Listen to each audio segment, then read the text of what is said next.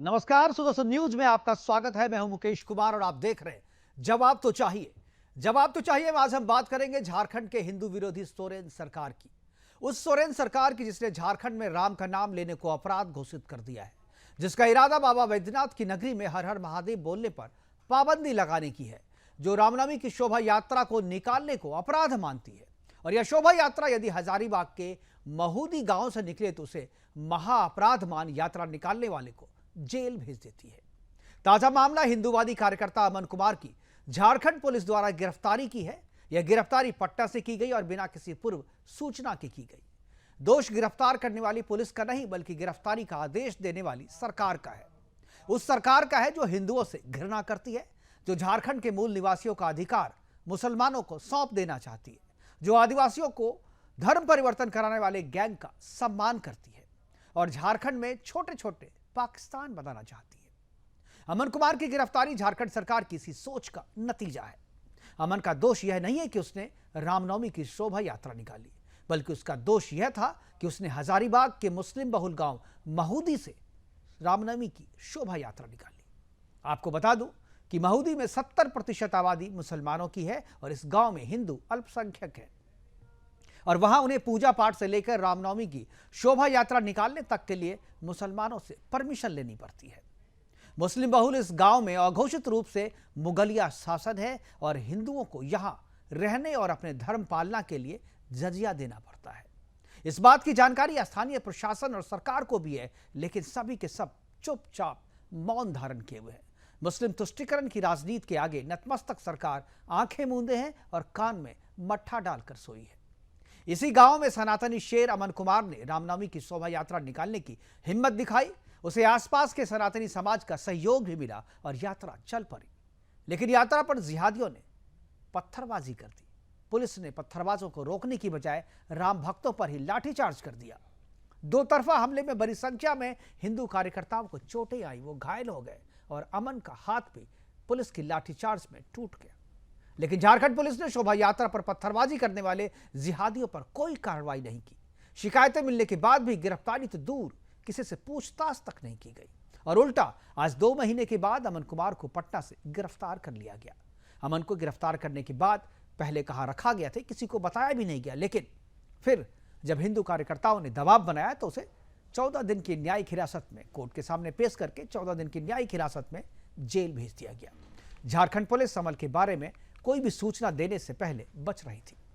स्वतंत्रता के 76 साल के बाद भी हिंदुस्तान में मुस्लिम बहुल क्षेत्र में मुसलमानों के हिसाब से कानून व्यवस्था का होना, धर्म के नाम पर मुल्क ले लेने के बाद भी हिंदुस्तान की धारा पर एक और पाकिस्तान बनाने की चाह रखना, आखिर यह कब तक चलता रहेगा? आज हम बात करेंगे कि हिंदुस्तान में रामनवमी की शोभा यात्रा निकालने को कब तक अपराध बनाया जाता रहेगा। शोभा यात्रा निकालने के अपराध में मुस्लिम परस्त झारखंड की सरकार कब तक और कितने अमनों को जेल में बंद करती रहेगी? क्या झारखंड सरकार आदिवासियों के अधिकार को मुसलमानों को दे देने के लिए इस तरीके के कारनामे कर रही है? क्या हिंदुस्तान के मुस्लिम बहुल इलाकों को व्यवस्था जो है वहां की वो सरिया के हिसाब से चलाई जाएगी? करेंगे चर्चा और चर्चा को आगे बढ़ाने के लिए हमारे साथ अमन, जिसकी आज गिरफ्तारी हुई है, जिसको आज जेल भेज दिया गया है, उसकी मां भी हमारे साथ रहेगी और उसके साथ में हमारे साथ कुछ और भी मेहमान रहेंगे। उनसे भी आपकी बात करवाएंगे, उनसे चर्चा करेंगे और आगे बढ़ाएंगे कार्यक्रम को। लेकिन पहले एक छोटी सी रिपोर्ट हमने इस गिरफ्तारी पर तैयार की है, पहले वो रिपोर्ट देखते हैं, उसके बाद मेहमानों से परिचय के साथ चर्चा की शुरुआत करेंगे।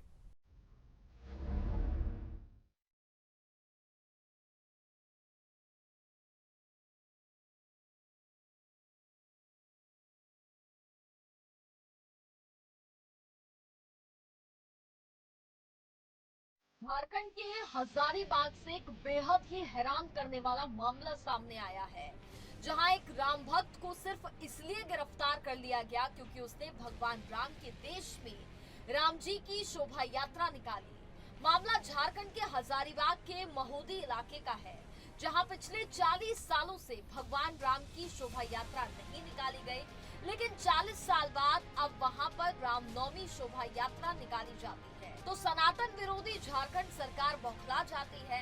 दरअसल इस शोभा यात्रा को हिंदू समाज के प्रसिद्ध कार्यकर्ता राम भक्त अमन कुमार द्वारा सभी हिंदुओं को सर्व सम्मिलित करके निकाला जाता है और जिस वक्त ये शोभा यात्रा निकाली जा रही थी उसी वक्त इस शोभा यात्रा पर जिहादियों द्वारा पत्थरबाजी की जाती है।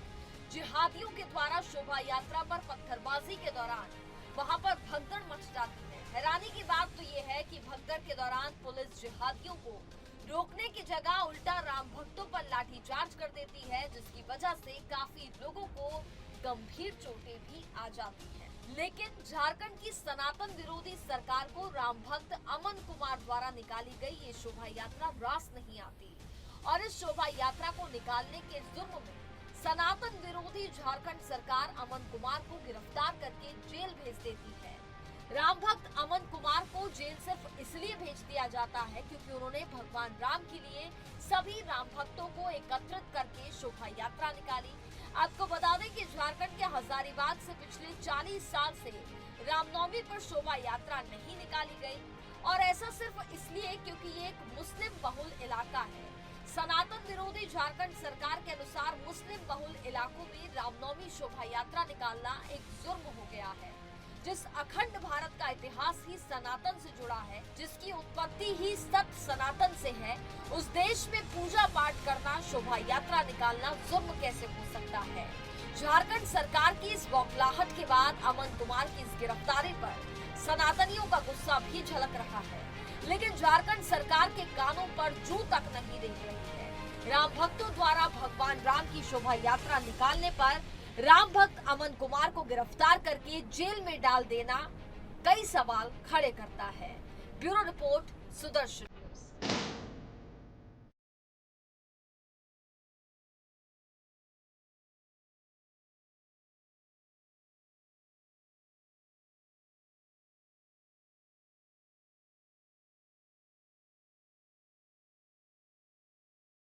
सत्रह अप्रैल को रामनवमी थी और रामनवमी निकाली गई, रामनवमी की यात्रा निकाली गई। इसलिए यात्रा निकाली गई उस गांव से, मेहुल जो गांव है, 40 वर्षों से वहां से कोई शोभा यात्रा नहीं निकलती है क्योंकि वहां पर मुस्लिमों की आबादी धीरे धीरे इतनी हो गई कि वो वहां पर राज करने लगे। उनके हिसाब से वहां पर शासन व्यवस्था चलने लगी, सरकार उसके हिसाब से फैसले करने लगी और जो गांव है उस गांव में 75% जो है मुस्लिम की आबादी है और जाहिर है जहां 75% मुस्लिम रहेंगे वहां पर वो चाहेंगे कि वहां पर कानून व्यवस्था सब शरिया के हिसाब से हो, ना कि संविधान के हिसाब से।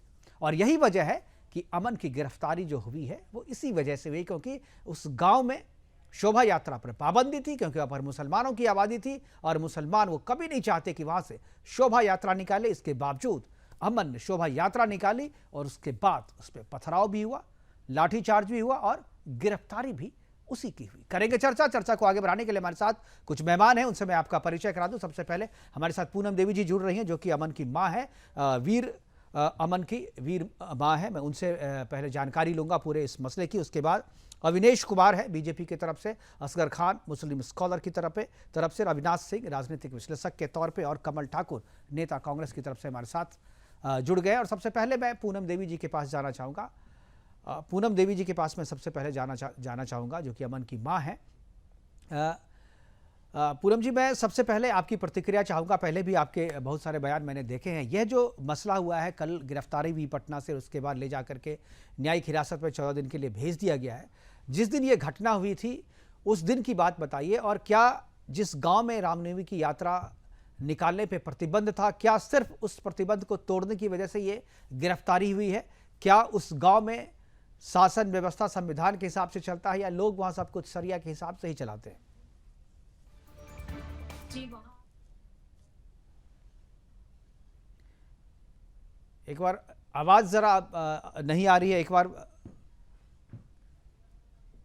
मैं पीसीआर से कहूंगा जो एक बार आवाज जो है वो करें। जिस दिन महोदी एक जगह है जो हजारीबाग के रामगढ़ हजारीबाग के बड़का गांव में पड़ता है और वहां 40 साल से महोदी में राम जी का शोभा यात्रा नहीं निकला करता था। 40 साल से वहां पाबंदी था और वो पाबंदी इस तरह था कि लोग उसके लिए सोचते भी नहीं थे। रामनवमी का समय आता था तो 8 दिन का बैरिकेड जो है उस गांव के रोड पे लग जाया करता था और 8 दिन तक वहां गांव के लोग जो होते थे ना, वो गांव से बाहर निकल सकते थे और ना गांव के अंदर जा सकते थे कोई। कहने का मतलब क्या है कि उस गांव में पैक होके रह जाते थे 8 दिन तक। जब पूरा देश रामनवमी का जश्न मनाता था तो वो देश जो है, वो जगह, वो गांव जो है, बड़का गांव जिसको कहते हैं, वहां मातम मनाया जाता था।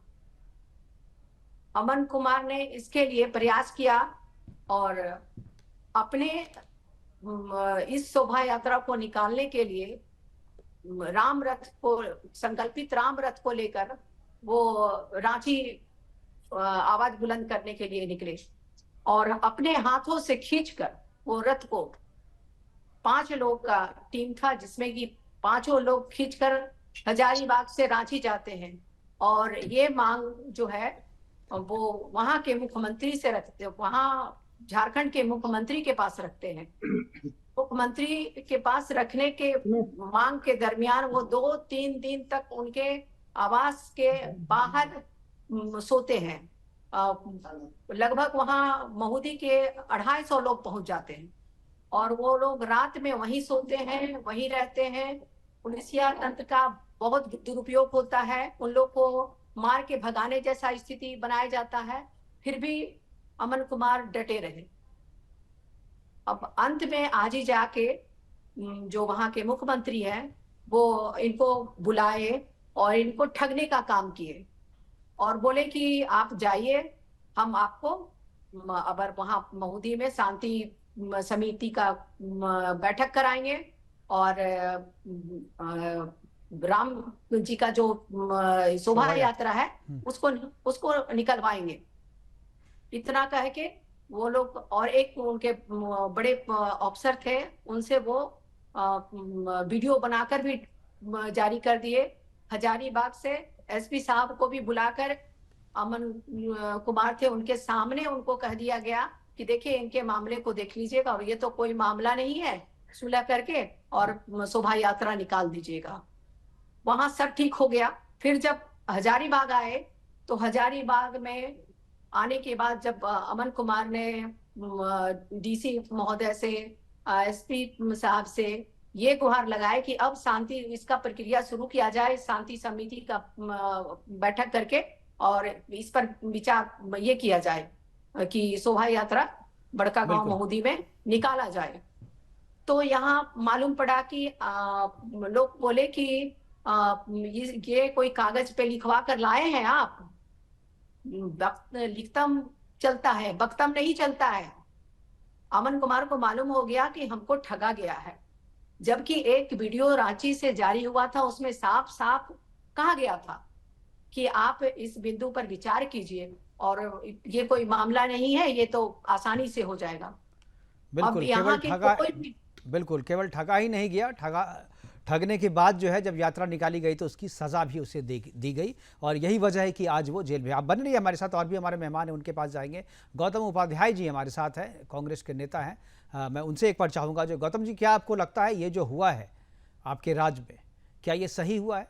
क्या रामनवमी की जुलूस, जो रामनवमी की शोभा यात्रा जो निकाली गई है, क्या ये शोभा यात्रा निकालना गलत है उस जगह पे, खासतौर पे जहाँ पे 40 वर्षों से इसे नहीं निकाला जा रहा था? अगर वहाँ से इसे निकालने की कोशिश की गई, मुख्यमंत्री के आश्वासन के बाद ये कोशिश की गई, तो फिर इसमें आपत्ति क्यों?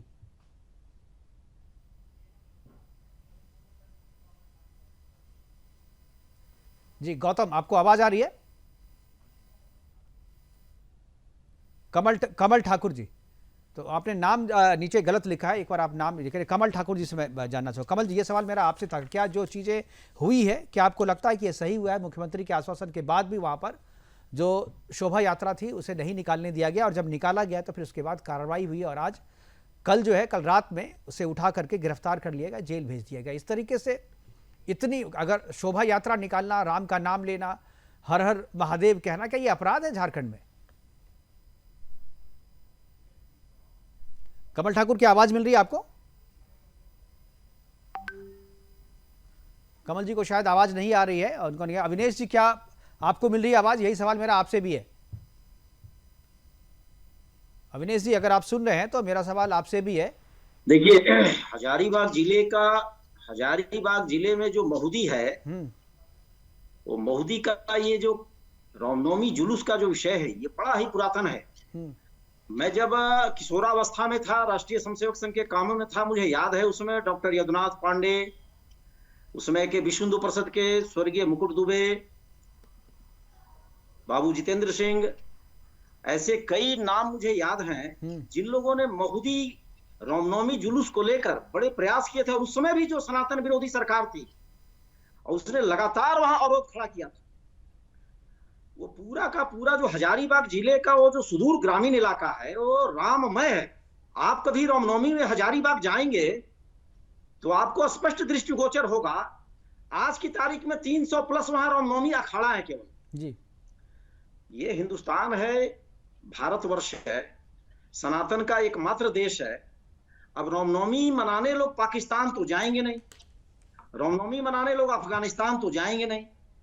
रामनवमी का पर्व तो राम की धरती पर ही मनेगा। बिल्कुल। लेकिन बड़े दुर्भाग्य से कहना पड़ रहा है कि जब जब वहां पर खासकर महुदी वाला जो कांड है, ये आज से नहीं है, 89-90 से भी चला रहा है। बिल्कुल। और इस बार भी सरकार ने तुष्टीकरण की प्रकाष्ठा की।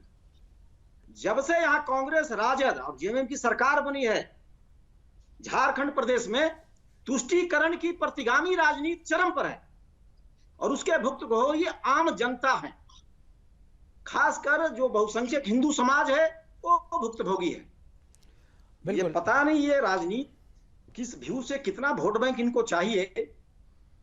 लगातार अविनाश जी, बिल्कुल आप कह रहे हैं जो अमन कर रहा था उसी तरीके की बात आप भी कर रहे हैं। अमन की गिरफ्तारी हो गई है, क्या बीजेपी इस गिरफ्तारी का विरोध करेगी? क्या वो जेल से उसे बाहर निकाला जाए, रिहा करने की एक मुहिम चल रही है? क्या आप बीजेपी साथ दे रही है? क्या बीजेपी को लगता है कि सरकार पर दबाव बनाना चाहिए? स्वाभाविक एक नौजवान ने ग्रामीणों के साथ मिलकर सनातन का जो आवाज था उसको उठाने का प्रयास किया है। बिल्कुल। मैंने क्या कहा कि रामनवमी लोग हिंदुस्तान में नहीं मनाएंगे तो पाकिस्तान में मनाएंगे। बिल्कुल सही कहा, बिल्कुल सही कहा आपने। हमारे साथ कमल ठाकुर जी की आवाज मिल रही है आपको? कमल ठाकुर जी को शायद आवाज नहीं मिल रही है, लगता है, जो सुन के भी जवाब नहीं देना चाहते हैं। एक बार मैं पीसीआर से कहूंगा कि एक बार जो इनका ऑडियो चेक किया जाए। हमारे साथ असगर खान साहब हैं, एडवोकेट हैं और मुस्लिम स्कॉलर है और चीज़ों को बड़ी बारीकी से देखते हैं, कानूनी पहलुओं पर भी बात करते हैं। असगर साहब, क्या आपको लगता है कि रामनवमी की शोभा यात्रा निकालना जो है उसके लिए आप किसी को जेल भेज देते हैं, ये आपकी नज़र में कहाँ तक सही है? क्या जहाँ पर मुस्लिमों की आबादी ज़्यादा है, क्या मुस्लिम बहुल क्षेत्र में, क्या मुझे तो ये नाम ही बड़ा कि मुस्लिम बहुल क्षेत्र, क्यों कोई मुस्लिम बहुल और हिंदू बहुल, सारा हिंदुस्तान है, तो इस क्षेत्र में आप अगर शोभा यात्रा निकालते हैं तो वहाँ पर लोगों को आपत्ति क्यों होती है? यही बात मैं कह रहा हूँ कि जो बात आपने अब बाद में कही कि किस बात का मुस्लिम बहुल और किस बात का हिंदू बहुल क्षेत्र, ये हिंदुस्तान है और सब हम हिंदुस्तानी हैं और सारी जमीन सारा आसमान हमारा है। इसमें क्यों हम कहेंगे कौन सा मुस्लिम और कौन सा हिंदू? अगर जहां तक शोभा यात्रा की बात हो रही है रामनवमी के मौके पर, अगर इस बात को लेके मैं बिल्कुल अपनी आवाज की बुलंदी से कहता हूं, अगर सिर्फ इस बात को लेके किसी को अरेस्ट कर लिया गया, साहब उसने ये आवाज क्यों उठाई कि शोभा यात्रा निकले, ये आवाज क्यों उठाई कि ये रामनवमी का जुलूस निकले, तो बिल्कुल गलत है, 100% गलत है। लेकिन जहां और चीजें भी आपने डिस्कस करी, जैसे अभी अमन साहब की वालदा ने भी कहा, मैं उनकी बात कहता हूं, अमन साहब की वालदा ने भी कहा जहां कि भाई उन्होंने कहा कि भाई आपके पास लिखित में कुछ है? अगर हम कोई भी जुलूस, कोई भी यात्रा, कुछ भी हम निकालें, एक छोटा सा हम कोई जलसा करते हैं कहीं गली में, मोहल्ले में, उसके लिए भी हमें परमिशन लेना होती है। तो अगर उसकी परमिशन की बात कही तो परमिशन, मैं इस बात को कहता हूं कानून को मद्देनजर रखते हुए कि कानून का वायलेशन नहीं होना चाहिए और किसी को भी इजाजत नहीं होना चाहिए कि कानून अपने हाथों में ले, उसकी परमिशन लेना चाहिए थी, जरूरी था कि परमिशन लेते। अगर इस बात को लेके किसी ने बात कही कि साहब बात आप समझे नहीं, असगर साहब मैं थोड़ा क्लियर कर देता हूं। जो अमन की मम्मी ने जो कहा, अमन की मां ने जो कहा, वो कहा कि मुख्यमंत्री साहब ने जो आश्वासन दिया था वो मौखिक आश्वासन था, उसके लिए कोई लिखित आश्वासन नहीं था कि हाँ आप जाइए अपने घर में, वहां पर आप जुलूस, चूंकि 40 वर्षों से जुलूस जो शोभा यात्रा थी वहां पर नहीं निकाली जा रही थी क्योंकि वहां पर मुस्लिमों की आबादी ज्यादा थी। मैं इसमें नहीं, देखिए मैं कहता हूं कि मुस्लिमों की आबादी, इस जुमले को अलग कर दिया जाए। नहीं, इसी वजह से, क्योंकि ये तो वक्त नहीं रखता। मैं या तो इस जगह पे दो लोग हैं और दोनों में से एक आदमी कोई झूठ बोल रहा है, या तो अमन साहब झूठ बोल रहे हैं या सीएम साहब झूठ बोल रहे हैं, या तो वो कह रहे हैं कि साहब मैंने, चूंकि अगर उन्होंने अगर उन्होंने जबानी तौर पे भी कहा है तो उसको ऑनर करना चाहिए, और कोई ऐसा कानून नहीं है जो किसी भी को अरेस्ट कर ले। लेकिन अगर वो बिल्कुल मसला ये इस नहीं है बात सर, मसला ये नहीं है। मसला आप देखिए, मसला ये है कि क्यों जहां पर मुस्लिम आबादी ज्यादा होती है वहां पर यह समस्या क्यों होती है। दिल्ली के जहांगीरपुर में ये जहांगीरपुरी में क्यों ऐसा मसला होता है? वहां भी तो यही मसला होता है नहीं कि वहां पर मुसलमानों की आबादी ज्यादा है। शोभा यात्रा पर हमला वैसी जगहों पर क्यों होता है जहां पर मुसलमानों की आबादी ज्यादा होती है? मैं मुकेश भाई यही बात कहना चाह रहा हूँ, मैं इसी बात को कहना चाह रहा हूँ कि हमें अपनी सोच को बदलना चाहिए, और मेरी ये बड़ी कोशिश है, मैं इस पर बड़ा वर्क भी कर रहा हूँ कि हम अपनी सोच को बदल लें कि जहाँ मुस्लिम है वहाँ ऐसा क्यों होता है, जहाँ हिंदू ज्यादा है सोच वहाँ वैसा बदलने की क्यों जरूरत होता है। नहीं है ऐसा कुछ उन्हें नहीं है। नहीं, बिल्कुल जरूरी है साहब, ये हम हिंदुस्तानी है, हमारा ये मुल्क हमारा है, और हमें हमेशा इस बात को मद्देनजर रखना चाहिए कि किस बात को लेकर हमारे मुल्क का नुकसान होगा, किस बात को लेकर हमारे मुल्क की बदनामी होगी, किस बात को लेकर इसमें इंतशार फैलेगा। देखिए, बात नफरत करने के लिए तो फैलेगी। लोग ऐसे बोल देते हैं, असगर साहब आप भी बोल देते हैं, लेकिन जब मौका आता है तो लोग पत्थरबाजी करने से चूकते नहीं है। जितनी भी घटनाएं हुई हैं, चाहे वो दिल्ली में हो, चाहे वो हजारीबाग में हो, चाहे झारखंड में, चाहे बिहार में, कहीं भी हो, उन्हीं जगहों पे ज्यादा क्यों होती है जहां पर मुसलमानों की आबादी ज्यादा होती है? आखिर क्यों प्रशासन जो है, क्यों राजनीति जो है, वोट बैंक की खातिर जो है मुसलमानों के क्षेत्र में उनके हिसाब से चलते हैं लोग?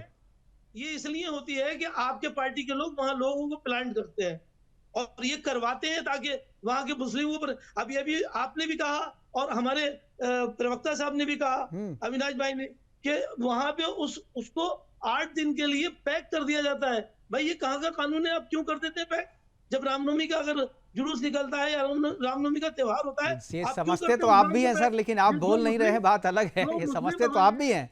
ये तो सवाल जो हिंदू पक्ष है, ये सवाल तो उनको पूछना चाहिए ना कि आखिर क्यों मुस्लिम बहुल इलाके में 8 दिन तक जो है हिंदुओं को पैक कर दिया जाता है। जुलूस नहीं, जो शोभा यात्रा नहीं निकाल सकते, पूजा पाठ नहीं कर सकते, तजिया जब निकलती है उस इलाके से तो वहां पर उनको पैक कर दिया जाता है कि आप बाहर नहीं आए, लॉ एंड ऑर्डर का प्रॉब्लम हो जाएगा। आप कहते हैं आप बाहर नहीं आए, मैं कहता हूं उनको बाहर बुलाया करें।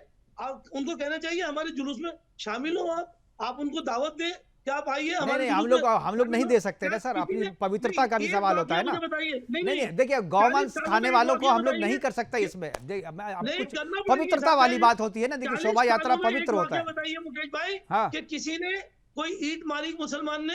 बताइए ना आप, कोई एक किसी मुसलमान ने? नहीं है ना, वहां पर पथरा हुआ ना सर, वहां पथरा हुआ। पहले वहां रात तक इंतजार रोका गया, रात तक शोभा यात्रा को रोक दिया गया।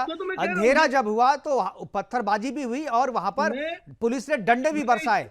ये सारी चीजें हुई और ये केवल मुस्लिम वोट के खातिर हुआ। ये सारी चीजें हुई और मुस्लिम वोट के खातिर हुई। मैं जिन 40 सालों की आप बात कर रहे हैं, मैं उसकी बात कर रहा हूँ। अगर कोई तारीख में ऐसा हो कि वहां के मुसलमानों ने निकल के कोई पत्थर मार, ये तो अब आपने, मैं खुद कह रहा हूँ कि प्लांटेड लोग होते हैं ये लोग, ये वाकई होते नहीं है, ये वाकई कराए जाते हैं। मैं इस बात को दावे से कहता हूं कि ये 40 वर्ष से कोई अमन पैदा नहीं हुआ था ना वहां पे। 40 वर्ष से कोई अमन नहीं था। आज अमन आया तो अमन को अंदर कर दिया गया। तो बात तो वही है ना कि जो भी आएगा आगे उसे खत्म करने की कोशिश की जाएगी।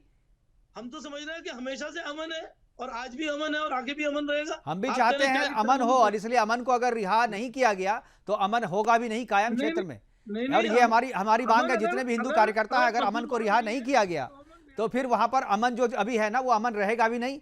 ये भी लोग कह रहे हैं वहां पर। इसलिए मैं सरकार से अपील कर रहा हूं कि अमन को रिहा किया जाए। हमारे साथ अविनाश सिंह जो है, राजनीतिक विशेषज्ञ के तौर पे पूरी बातों को सुन रहे हैं।